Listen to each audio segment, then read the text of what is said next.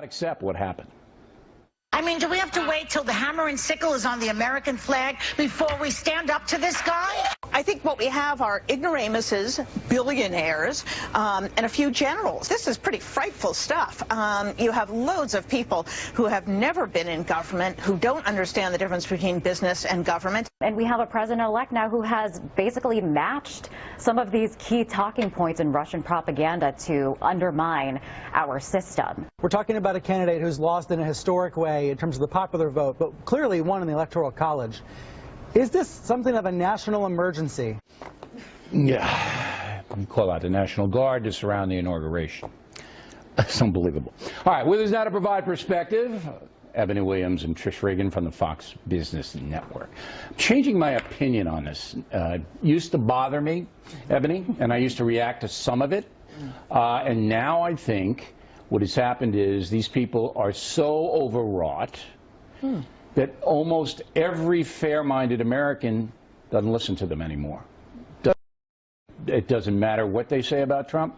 They just turn them off or walk away or cancel their newspaper subscription. I think a lot of people are with you, Bill, but there are a lot of people that do listen. I'm going to tell you why.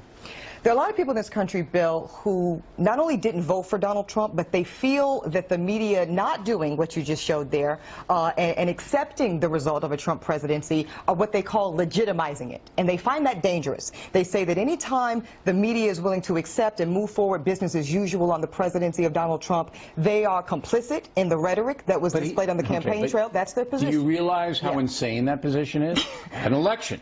We had an election. We did. He won the election. Votes were counted. So now, if you don't try to undermine him, you're un-American. I mean, that's just crazy. But hammer and sickle, okay, so I don't even want to mention her name. She thinks that Trump's going to make a communist nation out of America. Then the other guy is going to be a fascist. The generals going to take over 7 days in May. Tanks are going to roll down La Brea Boulevard in L.A. Okay? They're hysterical. So I'm saying this again, nobody's listening to this. Nobody's listening. You know, well, they certainly didn't listen during the election, right? Because Donald Trump is going to be the president. Yet the media would have had you thought something entirely different, that he didn't have any shot at all. I think, you know, what's interesting about it to me, too, as a journalist, is I look at this and it seemed as though there used to be a school of thought that you should at least pretend you were unbiased. Now there's a school of thought in the media that is completely biased, and so much so that, you know, God forbid you actually say something in defense of Donald Trump, they'll pile on in a really extreme way. Yeah, well, I think that's broken down now. The rules of journalism, and that's because of the internet where there are no rules, so that the traditional say, oh, well, they do it, we can do it, and lay it off on them. Yeah, but the New York Times, right, with their recent hire, they hired a guy from who was, you know, a self-described hack, actually. But if people don't know at this point what you're getting when you read the New York Times, I can't help you. If you watch MSNBC, if you don't know what you're getting, I can't help you. But the ratings for MSNBC and CNN have plummeted,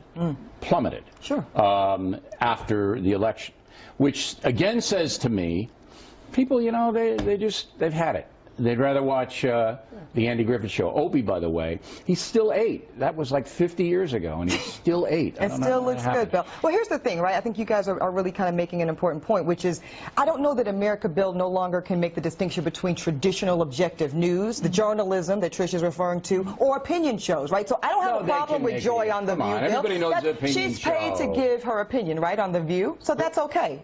The woman who you would not name on The View. Look, the reason I don't mind the opinion, right? But it's masquerading as news.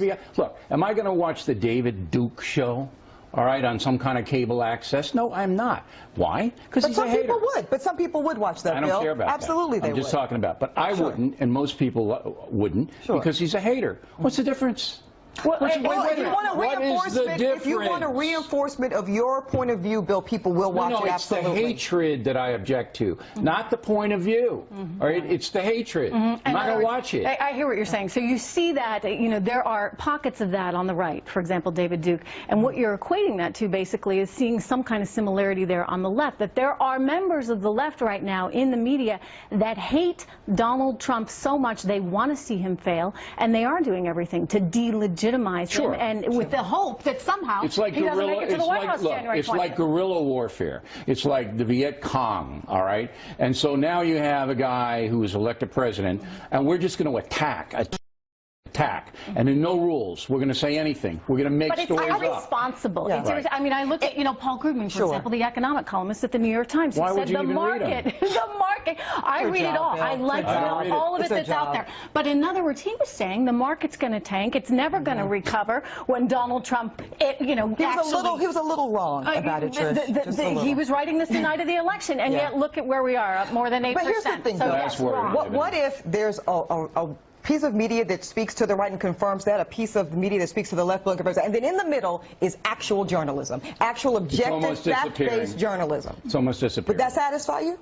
If we could go back to those good old times? You can't go back. It's all over. It's all over. But that makes me sad. The media will never go back. That makes me sad. To the days of Walter Cronkite and all of that, where there was a semblance of fairness.